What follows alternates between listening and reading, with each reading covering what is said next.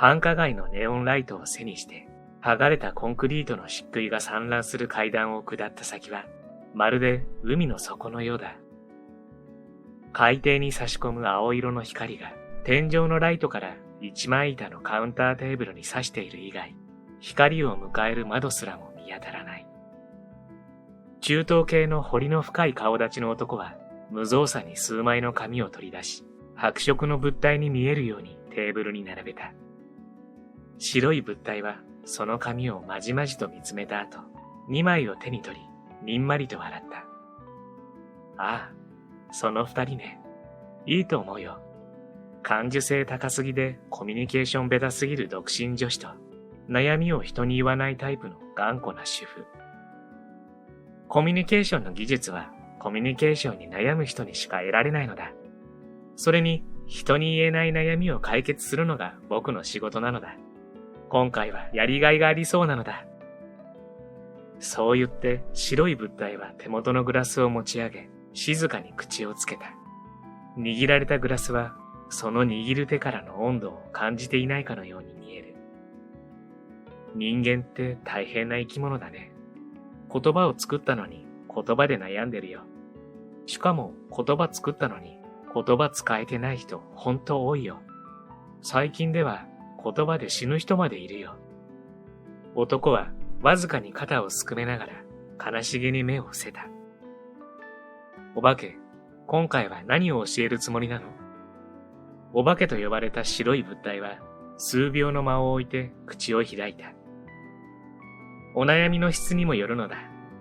でも誰がクライアントでも人とのコミュニケーションの取り方やコミュニケーションの前に心を整えるテクニックやコミュニケーションを取った後にどうその情報を処理するか、そして自分の心の守り方について一通り基礎を覚えてもらうところがゴールだと思うのだ。簡単なようで難しいね。それができれば大抵のコミュニケーション怖くないよ。まずはやってみるのだ。お化けはゆっくりとカウンターの椅子からふわふわと浮かび上がった。地面のすぐ上でゆらゆらと浮かぶお化けにライトが当たる。当たったライトはまっすぐ物体をすり抜ける。お化けの背後にも真下にも当然のように影はなかった。お会計してほしいのだ。白い物体、もといお化けはそう男に告げて、うなずいた男はすぐに伝票に目を通した。水割り2杯、ビール1杯、案件紹介料にサービス料、週末料金、席料、テーブルチャージ、深夜料金。すごいぼったくるじゃん。こんにちは。ハピケンことハッピー研究所の翔です。今回はお話上手さんが考えていること、会話ストレスがなくなる10のコツという本をご紹介したいと思います。皆さんは人間関係について悩まれることってありますか？心理学者のアドラーはすべての悩みは人間関係であると言っていますが、改めて思い返してみると、いろいろな悩みをたどっていくと、その根っこに人間関係があることがほとんどですよね。難しい。ちょっとしたボタンの掛け違いが大きなほころびになったり、そもそもなんか噛み合わなくてモヤモヤしたり、何気ない一言で傷ついたり、傷つけちゃったり、自分と相手の感情も絡んできて、どう解決していいかわからない。もう振り回されたくないよ。こんな風に思う方、いらっしゃるんじゃないですか。そんな悩みとは、もうおさらばしませんか？いやいや、おさらばできるわけないでしょ？ですって。できるんです。人間関係を作る会話、コミュニケーションに対する考え方を変えることで、そんな悩みとはきれいさっぱりおさらばして、キラキラ輝く人生を作っていけるようになるんです。ちょっと気になりますよね。著者はインフルエンサーでコンサルタントのおばけ3号さん。普段は都内のコンサル会社で現役のコンサルタントとして勤務している傍ら、日常の些細なことや人間関係、恋愛、仕事、社会などについて SNS 上でウィットに富んだ発信をし続けるおばけ3号さん。その内容が話題を呼び、現在彼のツイッターアカウントには10万人を超えるフォロワーがいらっしゃいます。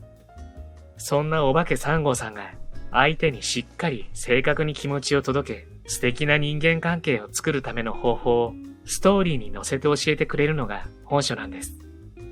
本動画では本書のこの雰囲気をほんの少しだけご紹介したいと思いますので、ぜひ最後までご覧になってくださいね。そして今回も幸せのチャーム探しがございます。この金色のカエルのチャームを動画のどこかに5つ置いておきましたので、見つけてみてくださいね。見つけたら小さな幸せゲットですからね。それでは続きをどうぞ。ハッピー研究所では幸せになるためのいろいろなノウハウをご紹介しています。よろしければ高評価、チャンネル登録していただけると嬉しいです。相手も大事にする、伝わる言葉の選び方。結婚してから早くも4年、都内の平均初婚年齢からすれば、決して遅くはない程度の年齢で結婚した。最初の半年程度は楽しかった。面倒な銀行口座名義や郵便物などの住所変更も苦ではなかった。戸籍が夫と一緒になった住民票を見たときは、まるで希望に満ちた未知の大海に漕ぎ出したような冒険心にも似た楽しさが私を支配してくれていた。それが時を経るごとに退屈の暗雲が垂れ込めてきて、結婚生活は私にとっては寂れて閑散としたものになっていた。家事が全くできないことに目をつむれば、優しく真面目な夫を支えるために、私は結婚直前まで続けていた広告代理店の仕事を退職した。代わりに近所の薬局のレジ打ちバイトを始めた。学生時代にアルバイト経験があったこの仕事は、覚えが早い、即戦力だという評価と引き換えに、私からやりがいと変化を奪った気がする。その成果あってか、夫の仕事は好調。夫婦の会話が失われる程度には、日々忙しくしている。もうすぐ私は30代後半になる。ベランダを見つめる私の目の前を大粒の重たい雨の弾幕が通り過ぎた。今日は夫が帰ってこないの。色白で輪郭のはっきりしない印象の彼の顔。彼はその目を開いて私を見つめた。じゃあ、今夜は一緒にいられるね。慣れた口ぶりでゆっくりと私の手を引き、居間に私を引き入れた。彼は私を見つめながら改めて私に告げた。今夜は徹夜で、ゲームやろうなのだ。もし彼が人間の男、いや生きていたら、どれだけ楽しくスリリングで不道徳な生活だっただろう。突然私の家に現れたこの白い幽霊は、コミカルな見た目通りの生き物で、私にしか見えない。自分を空前絶後、超絶怒涛のコンサルタント、マジお化けとだけ自己紹介し、契約書を渡してきた。夫が地方出張でいない毎月の数日間のみ、私の家で好き放題している。童心に帰って笑い合えるこの時間が、私のこのドロドロとした欲求不満のはけ口にならないわけがなかった。ゲームの電源が入り、ロゴが映し出される。私はコントローラーを不倫相手から受け取り、ゲームの中で陸上競技にいくつか挑戦した。ゲームを終え、お化けと私はキッチンに横並びになってお皿洗いに勤しみ出した。カチャカチャと音を立てて、徐々にお皿たちがきれいになっていく。生活水準の上昇の影響を受けずにきれいになっていく。私の結婚生活に付き添い続けたお皿が。しかしこれもいつか割れる時も来るだろうか。もし来るとしたら、この結婚生活とどちらが先だろうか。夫さんと会話がなくなってからもう長いのだ？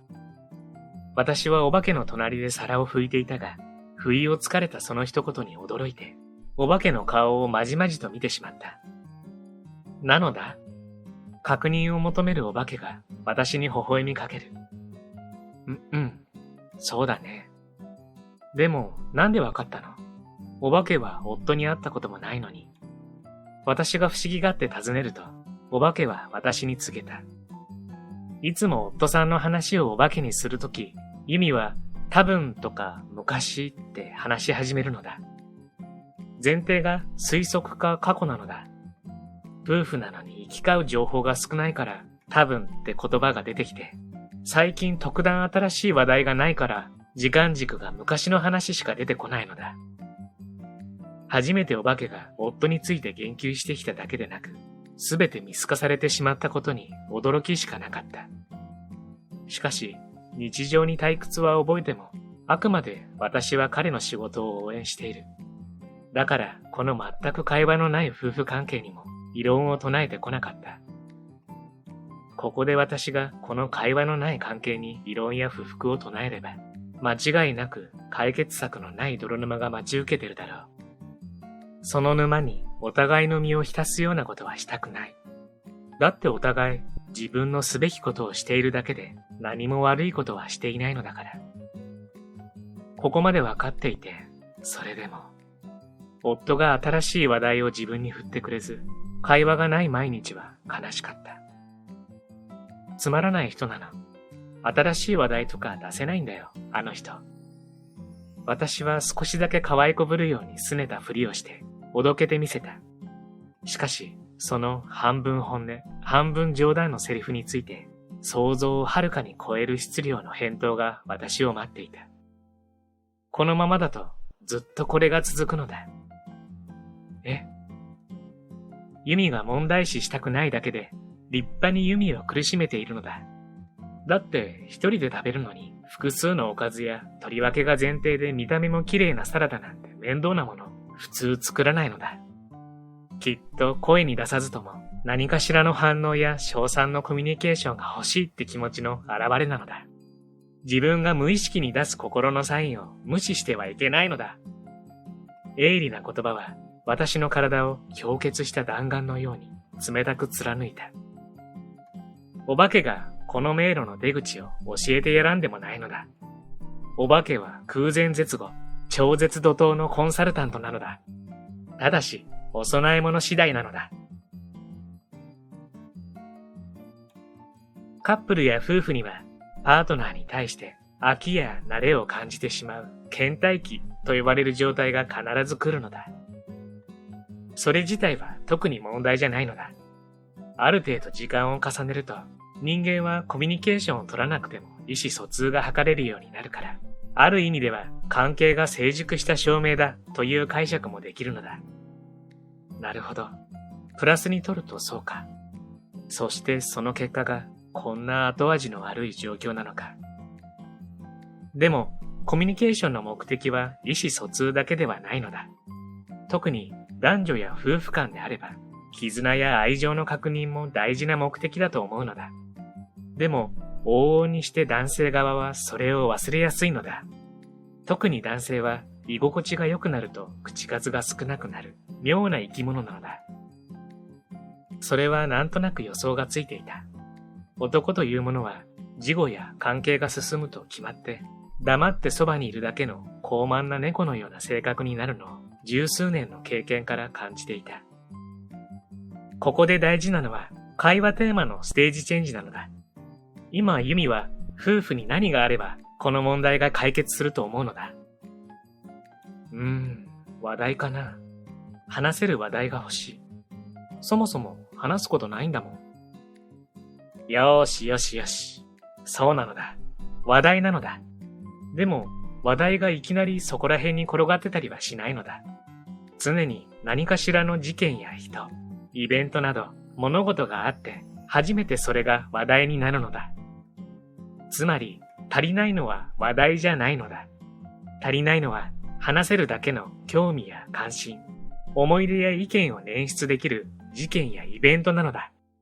だからコミュニケーションを作るための材料を仕入れるのだ。私は微妙に首をかしげた。構造はわかる。話題を生むイベントがなければコミュニケーションは発生しない。しかし、さっきお化けが言っていたステージチェンジとそれがどう紐づくのだろう。イベントも事件も偶然起こる範囲や普段暮らす生活圏の中では予想の範疇を超えないのだ。要は特別なことをする気で作ったイベントでないとダメなのだ。身近なところで発生して完結するイベントだと、お互いの反応の手の内が読めてる分、退屈になってしまうのだ。だから、ステージチェンジ。特別なこと。そしてそれをする気。なんだろう。私の趣味の料理教室にでも連れて行ってみようか。あ、片方の趣味であったり、経験があったりする分野はおすすめしないのだ。どうしても片方の知識や楽しみ方に初体験側が引っ張られてしまって、楽しみ方や楽しさの押し付けみたいに感じてしまうのだ。大事なのは、お互いが全く同様の条件の環境でドキドキしたり、ワクワクしたり、過去知り得なかった体験を共有することなのだ。未知である分、話題性があって興味や感想、そしてずっと共有できるレベルの思い出が生まれるのだ。新しいことや未知の体験をするってことは、それだけで思い出と経験、そして話題を捻出できる素敵な価値があるのだ。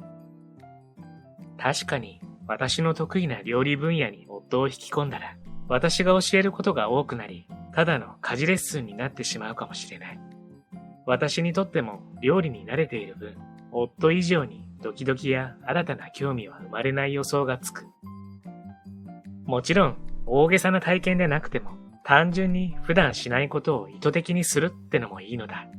少なくとも普段起こる会話の種、つまり何もしないでも転がってくるイベントはもう借り終えてしまったのだ。一見意味もなさそうな何かしらのアクションを起こして、普段の生活を特別でこれまでにない流れにしてみる実験が、二人のステージを変えるのだ。だいたい小さな行動が予想もつかない連鎖反応を起こすのだ。次の日の夜、出張から帰宅した夫に私は一言、夕食のお米を炊き忘れてしまったと告げた。もちろん確信犯だ。疲れているところ申し訳ないけど、一緒に外に食べに行かない？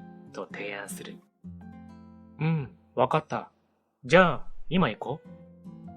靴を履いて目的地を決めずに外に出た。結婚して以来、目的も決めず二人で外に出た記憶はないかもしれない。夫はコンビニを指さした。買って帰るのもありだな。私は申し訳なくなってきた。出張帰りで疲労している夫をほぼ強制的に連れ出し、行く店のあてもなく放浪。そして最終的にコンビニで済ませようとしている。そんな私を尻目に、コンビニで夫は一目散にカップ麺コーナーに進んだ。テレビで美味しいって言われてたレトルトハンバーグあるよ。いや、このカップ麺がいい。札幌で食べて美味しかった。自宅に帰り、お湯を沸かしてラーメンが完成するまで、私は何を喋っていいかわからなかった。今日の不手際を謝ろうかとも思ったが、なぜか夫が先に口を開いた。これ美味しいんだよ。この人も会ったことある。プリントされた店主の画像を指で撫で、夫は感慨深そうにそう言った。出張の時に食べたの？札幌だと毎回ここに行っちゃうんだ。深夜は空いてないんだよね。ラーメン屋さんって有名店になると深夜やってないんだ。頑固親父のラーメン屋みたいな。違う、スープが切れちゃうんだよ。売れすぎて。夫から初めてそんな話を聞いた。ラーメンが好きであることは知っていたが、そんなに出張時も楽しむほどとは初めて知った。夫に釣られるようにして出来上がったラーメンを開ける。お互いがすするラーメンの音が気にならない。会話に弾みが出てくる。この店の東京店が新宿にあるんだ。そうなんだ。同じ味？もちろん。いろんな芸能人のサインがあるんだ。若い俳優と芸人が多いな。私が夫に用意したレンゲで、スープをまるで遭難寸前の雪山の山小屋で食べる最後の食料のように、愛しそうにすすりながら夫は言った。ああ、美味しい。店行きたくなってきたな。替え玉したい。私もこの味美味しいと思う。今度行く？じゃあ行こうかな。わかった。2日連続はさすがにきついから、来週の水曜の夜は早く帰るよ。トントン拍子に平日夜のラーメンデートが決まってしまった。結婚して数年、平日夜にデートしたことがあっただろうか。しかも私たち史上初、ラーメン食べに行くだけのデート。すべてが初だ。夫は食後に私に、たまにはいいな、カップ麺。美味しいし、楽しいな。とだけ言い残し、満足げに風呂に向かっていった。お化けの言う通り、小さな行動が予想もつかない連鎖反応を起こした夜だった。次のステージチェンジはどんな思い出を作ってくれるのだろう。私は宝物を扱うようにカップ麺の空き箱を抱え、ほころぶ口元を押さえながらラストボックスへ空の容器をしまった。お化けのアドバイス。会話がなくなってきたら新しい挑戦を。長く同じ時間を過ごす間柄で話題や盛り上がりが枯渇してしまったら、思い切って新しいことや未知の経験を求めに動こう。大きなイベントでなくても小さなアクションが連鎖的に大きな変化を起こしていく可能性がある。その際は自分の考えうる限りのアイデアで両者の知見や身体能力に差が出ない変化を生み出すことを第一歩にしよう。マンネリは関係性や愛情の腐敗ではなく、ただのコミュニケーションのネタ切れなのだ。今回もプロローグ程度のご紹介でしたが、本書の雰囲気伝わりましたでしょうか？本書のカバーデザインだけ見ると、もしかして教科書的なハウトゥー本を想像される方もいるかもしれません。ですが、本動画でも少し感じていただけたように、本書はすべてストーリーに載せて、物語の中でコミュニケーションの考え方を教えてくれるんです。お化けが行うコンサルティングのターゲットは2人。感受性高すぎでコミュニケーションベタすぎる独身女子であるミキと、悩みを人に言わないタイプの頑固な主婦のユミ。この2人に様々なあるあるの悩みが発生していきます。ちょっと上げてみますから、皆さんも当てはまるかどうかチェックしてみてください。なぜか会話が続かない。人を見る目がない。言わなくても分かってくれるが通じない。何が言いたいのか分からなくなる。何気ない一言を引きずる。最近会話がない。嫌な会話から逃げられない。落ち込んでいる人にかける言葉が見つからない。良かれと思ったアドバイスが逆効果。彼の言葉を信じていいかわからない。ね、当てはまる悩み結構あるんじゃないですか？これらの解決方法をストーリーで見せてくれるので、めちゃめちゃわかりやすく感情移入しちゃって、思わずほろり、ほっこりさせられるものばかり。まるで10編の短編小説を読んでいるみたいな感覚です。本書は小手先のテクニックを教えてくれる本ではありません。本書は会話、コミュニケーションによって悩みをすべて解決し、自分の思う通りの人生を作っていくための考え方、方法を教えてくれる本です。今、ほんの少しでも悩みのある方、素敵なコミュニケーションで輝く人生に興味のある方は、ぜひ読んでみてはいかがでしょうか。そうそう、皆さん、冒頭にお伝えした金色のカエルのチャーム、見つかりました？チャームの数は全部で5つでしたよ。どうです？見つかりましたか？見つけた時の小さな喜びも立派な幸せ。見つけたあなたは幸せを一つ積み重ねてハッピー度が上がってますからね。最後までご視聴ありがとうございました。これからも皆様の幸せづくりに役立つ情報をまとめていきたいと思いますので、チャンネル登録や高評価をしていただけるととっても嬉しいです。また次回の動画でお会いしましょう。皆様に幸せが届きますように。